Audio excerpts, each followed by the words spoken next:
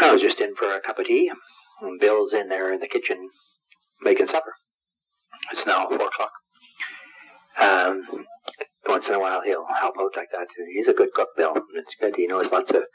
He was trying to assist Julius, the fellow who is presently cooking for us, and Julius never has ever been really a cook. He's worked in restaurants that are more in waitering, as a waiter, etc., but he never really in the kitchen itself. So yeah, he admitted that. He said that wasn't his forte, his strength at all. And so anyway, we're trying to teach and to assist him to how to make, especially meats and stuff like that.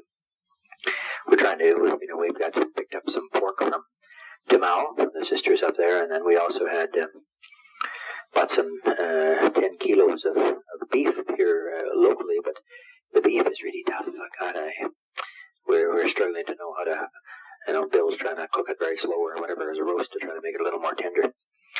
The meat we did have here, we got last time in Tamal, and we didn't tell the other lads about it, but we had giraffe last time, about maybe 2 weeks ago or 3 weeks ago. We had a meal of giraffe meat that they had got from, I guess they buy it from Tamal through the parks or something, and they were feeding the girls there at the school, in the boarding school, giraffe, because it's about half as cheap as beef. I think they get it for 60 or 70 shillings a kilo. So it's quite a bit less, like about, let's say $1.50 Canadian a kilo or something. But it was very good, and the lads really enjoyed it. He made a giraffe stew, and it was tender, very, very good meat. And so we had half of it then, and we still have the other half in the freezer we'll use here again. But we didn't admit to Joe or to Father Salesio that it was giraffe. We just went ahead and had it, and they enjoyed it very much.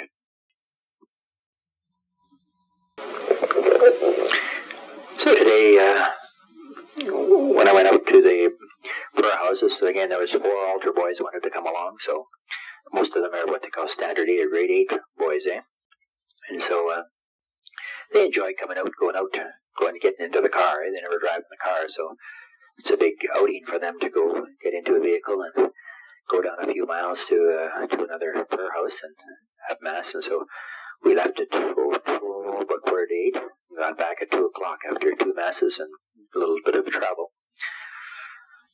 And then when I got back, I give them half a pop each, which is again something that they wouldn't be able to afford as a pop. That pop is about 14 shillings.